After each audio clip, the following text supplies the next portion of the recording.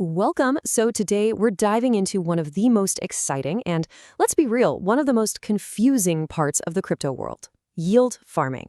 It can seem super complex, but I promise you, we're going to break it all down in a way that makes perfect sense. So let me ask you a question. Is your crypto just sitting in a wallet, collecting digital dust? What if I told you that you could put those assets to work and have them actually generate an income for you? Well, that's the big idea we're going to explore today. At its heart, yield farming is a really simple concept.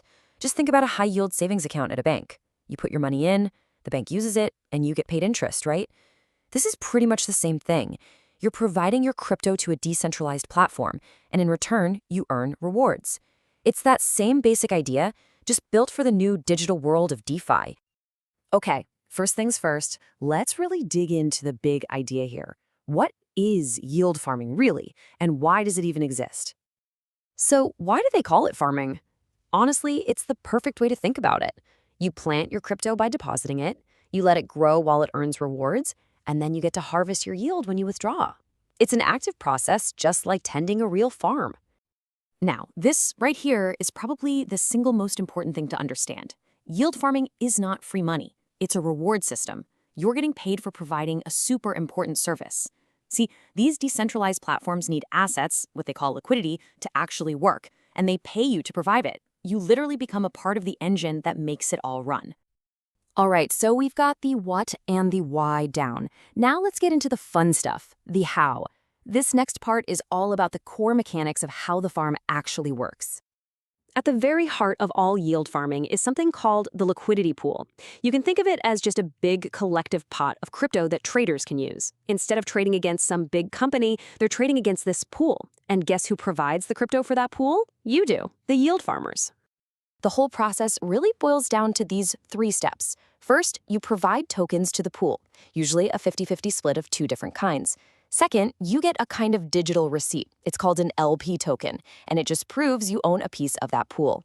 And third, the best part, you start earning rewards. These come from the trading fees people pay, and a lot of the time, you also get bonus tokens straight from the platform. Okay, you are going to see these two terms everywhere, APR and APY. APR, that's your annual percentage rate. It's just simple interest, your baseline reward. But APY, annual percentage yield, that's where the real magic happens. It shows you the power of compounding. It calculates what you could earn if you keep reinvesting your rewards back into the pool. Basically, APY is what happens when your earnings start earning their own earnings. And trust me, over time, that can make a massive difference. Now, we've talked about all the exciting parts, but we have to be realistic. This is not a risk-free game. Seriously, understanding the risks we're about to cover is absolutely non-negotiable if you're even thinking about getting into this. And this is the big one, impermanent loss. It sounds way more complicated than it is, so let's just break it down. Imagine you deposit Ethereum and a stablecoin. Now, if the price of Ethereum suddenly skyrockets, the pool automatically rebalances your holdings to keep things 50-50. When you go to pull your money out, you might find that you would have actually made more money if you had just held onto your original tokens. That difference, that potential profit you missed out on, that's impermanent loss. It's the main risk you're taking in exchange for earning those fees. And the risks definitely don't stop there. As you can see, smart contracts can have bugs that hackers can exploit. Gas fees, which are just transaction costs, can sometimes be so high that they eat up all your profits. And of course, you've got market volatility and the very real risk of shady platforms or scams. This is exactly why doing your own research is so critical. All right, so now that we've covered the risks, let's talk about how you can actually get started, and more importantly, how to do it safely. Think of this final section as your practical starter kit for your first time farming. Here is a simple 5-step path to get you going. Step 1, choose a blockchain with low fees to start. 2, get a compatible wallet. 3, pick a platform with a good reputation. 4, provide your tokens to a liquidity pool. And finally, and this is a key step, you take those LP receipt tokens and you stake them. This locks them up and proves your commitment, and that's what unlocks all those extra bonus rewards from the platform. So, where do you actually start? Well, this slide compares two of the most popular options out there. You've got Uniswap on Ethereum. It's the original, but its transaction fees can be really high. For a beginner, something like PancakeSwap on the Binance Smart Chain is often a much better choice because the fees are way, way lower.